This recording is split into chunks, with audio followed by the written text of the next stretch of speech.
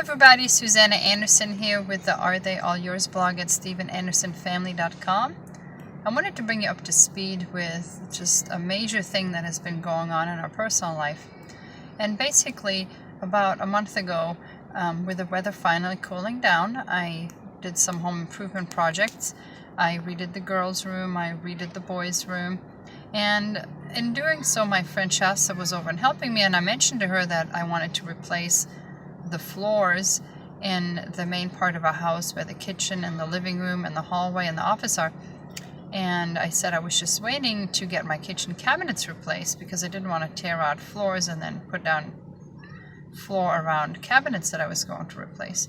So she said, you know, your cabinets are actually in really great shape. They're these solid oak cabinets. And she told me about this restoration kit.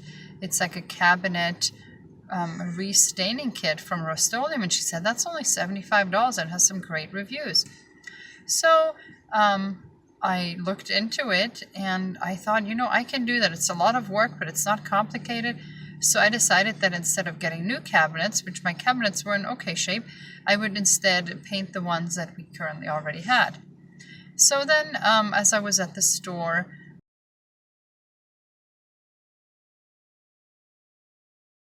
I was waiting to get the cabinet paint tinted in the right color, and as I was waiting, I took a look at all the backsplashes. So I figured while the kitchen's already tore apart, I might as well take off that ugly old tile that the previous owners had just tiled the entire kitchen and all the way up to the ceiling. And they owned a tiling company, so I guess that's why they really love tile, but it was just ugly and dated and just horrific. So I thought I'll replace the backsplash while I'm at it. So I did just that. I had already restained 3/4 of the cabinets. Somebody from church helped me do the backsplash. And there was just a small area above the fridge where it was still the old tile. Originally, I was just going to leave that there because I thought, you know, it's above the fridge and behind the fridge, nobody can see it. Why go through the extra expense and work of taking that off and replacing it? But it did irk me the way it was still visible, just at the very edge of the fridge and above the fridge. So when the kitchen was almost done, I thought, you know, I'm just going to chip off the tile that's visible only and turn that into drywall and paint it like the rest of that wall. So I started chipping off the tile, and I'd already chipped off, you know, 90% of the tile in the kitchen that was visible. So I chipped off the tile, and as I got to the bottom of the baseboard, the tile started coming away easily, and I discovered there was mold in the drywall behind the tile. So then I chipped a little bit more, and I discovered about an area of about 1 square foot of mold on the outside of the drywall behind the tile. Then I pulled the baseboard off, and there was mold along the baseboard and along that entire length of the wall. So at that point I thought, you know, this is really not good. I need to have somebody look at this who knows more about it.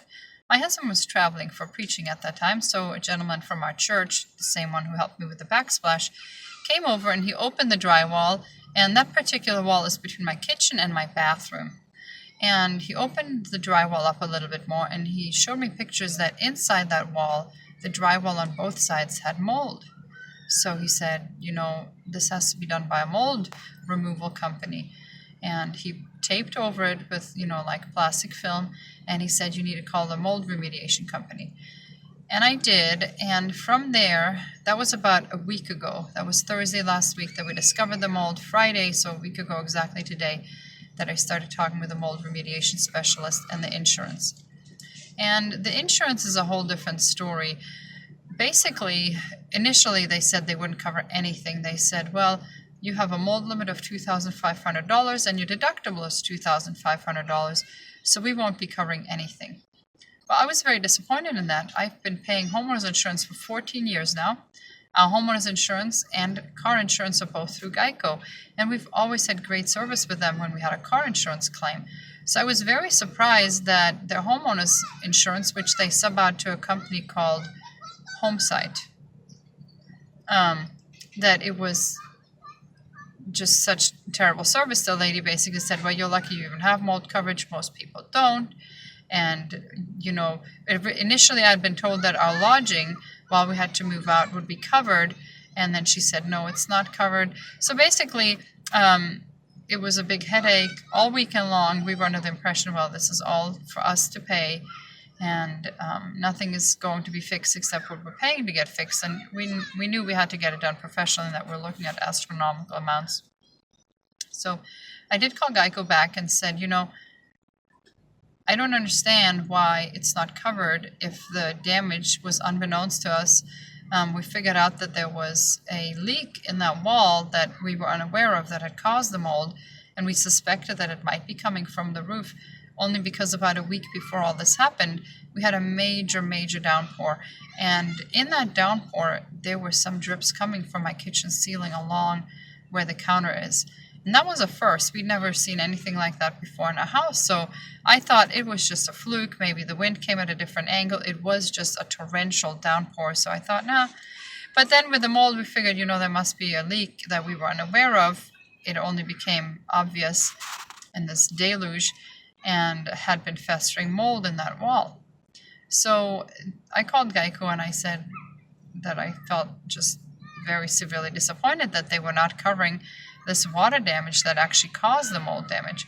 And we got a different adjuster, and they were very apologetic, and they said that they would be sending out an inspector, which was something that the original adjuster had just refused to do. And they said that it was really important that we did not begin work until the inspector had been out. So it was good that we hadn't actually started on the mold remediation. So they sent out a different inspector, and that turned out really well. It was an older gentleman, and he came from a large family, and his name was Steve, and he was the seventh child, and our seventh child is named Stephen, and he just loved our family. And he said, water damage and mold damage is one and the same, and it is up to the insurance of whether they want to categorize as mold or as water damage, but it's really one and the same. And the limits for water damage, of course, are up to the value of the house. So he said not to worry, and that it would all be taken care of. And then when I spoke with insurance again, they said the mold limit does not even apply. It's not binding. It only applies if it's like due to some major negligence on our part that we were aware of it, didn't address it, didn't bring it to their attention, give them a chance to fix it, and then it continued to fester. So they said the mold limit doesn't even apply. So that was on Monday that I found all that out. That was a huge load off my mind. They again confirmed that our lodgings, while these repairs were being made, were covered. And the reason why is because when they did the air testing on Friday, so just a day after I discovered it, they came and did the air testing. The mold levels inside the wall were astronomically high, just off the charts. But even in the kitchen and living room area, they were unsafely high. And I think it affected the kids because the day that I pulled the fridge out and started chiseling off that tile, they started coughing. And then once that gentleman from church opened the drywall up, just for like 20 minutes that it was even open before he taped over it, that night they coughed really bad. So when they did the air testing on Friday morning and the levels came back Friday afternoon as dangerously high, they urged us to vacate our home while these restorations are being made. And we did. We have been staying at an Airbnb for the last 7 days, and we will be there through Monday. And after that, we are moving into a different Airbnb just because the one we're in was already booked. So on Sunday and Monday, we're basically moving from our existing lodging, which is not our home, to a different rental, which is also not our home, and are there scheduled to stay at least through November the 16th. So the good thing is that the insurance adjuster put in for extensive repair. They are completely replacing the roof. They're repairing all the damaged ceilings. They tore out the wall entirely between my bathroom and my kitchen, and are replacing all that. Unfortunately, they had to take out all my kitchen cabinets that I had just stained, either the ones that were touching the wall that was affected or the ones hanging from the ceiling, which was water damaged. So the only cabinets that are left in my kitchen are just the ones that were on the ground, not touching the affected wall. And then everything in the bathroom has been removed. So at least 2 weeks until that's all buttoned up, but now they are speaking of having to redo the ceiling in the living room and the hallway, the office bathroom, and even the bedrooms. So I don't know that we will even be back in a home by Thanksgiving, which was my hope. So it has just been a very great challenge. First, of course, being told that none of this was covered by insurance. And then we did find out that insurance would cover it. Of course, there's a $2,500 deductible. And then there's also everything is covered after that except on the roof only the non-recoverable part of the depreciation. And basically that's just insurance speak for the fact that they are taking off an old roof and replacing it with a new roof. So the difference in price there, basically we have to cover that. So they're looking at about $4,600 of that new roof. That's our part. So to date, already we're out an unexpected $7,100 between the deductible and our part of the roof. And the improvements and the repairs they're making to the house would cost far more than that. So we're just glad that it is covered and that it's only $7,000 that are unexpectedly thrown at us. Of course, it's just a challenge logistically. When we got the news to vacate the house, we had about an hour of just quickly packing up, just throwing everything in the van and getting the kids out of there with 10 kids. That was just very difficult. And then the house we're staying in is beautiful. It's a lot bigger than our house, and it's very nice, and it's beautiful, but it's also stressful because, of course, it's not child safe. There are just beautiful decorations and things that I would never be able to leave out of my house because we have little children. And for instance, as a backyard pool, it is now too cold to go swimming, but it's also not gated. So whereas at home, I can sometimes send my kids to the backyard to play if I want a break or just have to make a phone call, I don't have that luxury at all. I can't send them in the backyard because not only is there a pool that's not gated, just on the other side of the yard, literally butting all the way up against the fence, it's just a wrought iron fence, not a wall, just a wrought iron fence, is a golf course.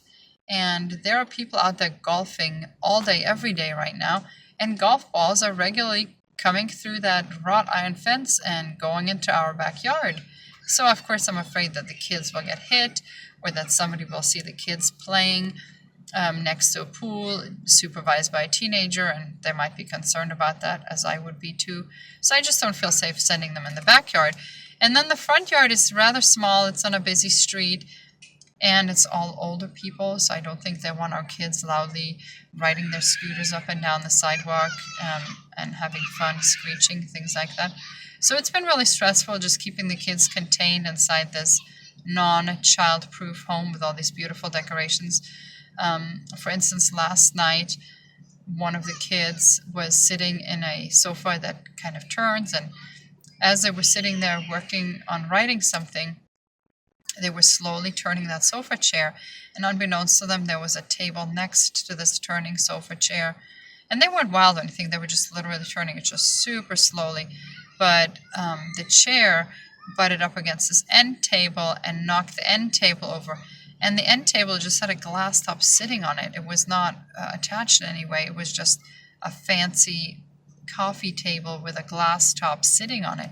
So that went to the ground and it shattered in a million pieces. It sounded awful. A child that did it, of course, felt terrible, and I was just all I could do to console them and tell them it wasn't their fault, and accidents happen. So it's just been stressful. I've been trying to take the kids out of the house. Normally, my three youngest, which are Boaz, who's 4, Chloe, who's 2, and Peter, who's 9 months old, they usually all nap at the same time in the afternoon from about 1 to 3, giving me a little bit of a breather every afternoon. I have not had that luxury just because Peter is so off schedule. He wakes up early in the morning, then he takes a morning nap while the other kids are not napping, and then he's awake during their nap, and then right as they wake up, he's ready to go back to nap. So it's kind of tied me to the house. Like I said, I have to stay inside the house. It's just been really, really challenging. Now, of course, my husband is available to help if I ask him, but I try at all costs not to ask him for help just because he still has to carry on with his job, which is being a pastor. And just because there's challenges in our own personal life does not mean that his job is suddenly on hold. And of course, he's still juggling, pastoring, and caring for and meeting the needs of over 300 congregants. And these issues that they might need help with, of course, continue. We have field trips already scheduled. We have church events already scheduled. My husband has preaching engagements in other states. He's not in town right now for the next 3 days. So as much as possible, I try to do all the interaction with the insurance and taking care of the kids and keeping the household running as smoothly as possible, just to free him up so he can continue being a pastor, because, he still has to preach 3 awesome sermons a week and mentally be available to help our congregants more than help me, unless I really need it, which I've not been asking for help because I know he has enough on his plate even without any of this. So anyway, just to bring you up to speed, that's what's going on in our life. My main concern truly is that you would please pray for us at this time. It is very challenging. I would like to be back in my home, but I understand the more important thing is that these repairs are done fully and completely. I am very thankful that I found the mold. I almost did not bother. It was really just of the Lord that I decided, you know what, if I'm going to do it, I might as well just do it perfectly and get off just this last bit of tile. I had already removed most of the tile and there was no mold behind any of it. So please pray that the insurance would cover everything besides, the costs that we have to contribute, that it would go quickly and as hassle-free as possible. And it has been amazing seeing the Lord work through all this, just in, allowing me to find the damage and then putting us in touch with the right claims adjuster, who then put us in touch with a great restoration contractor who has just been super on the ball, very caring, very helpful. They're doing an awesome job. So I'm confident that everything is being done as quickly and as well as possible. So that's a huge praise there. I'm very thankful for that. Please just pray that everything would go smoothly just in caring for the kids as we're away from home. They're out of their routine. We have very little belongings that are with us. We just keep washing the same clothes and wearing them. And the schoolwork we did grab on the way out. And we can go back to the house to grab things here and there, but we're trying to stay out of their way as much as possible. So if you could please join us in praying that everything would go as smoothly and quickly as possible. Thank you for watching, and you have a blessed day.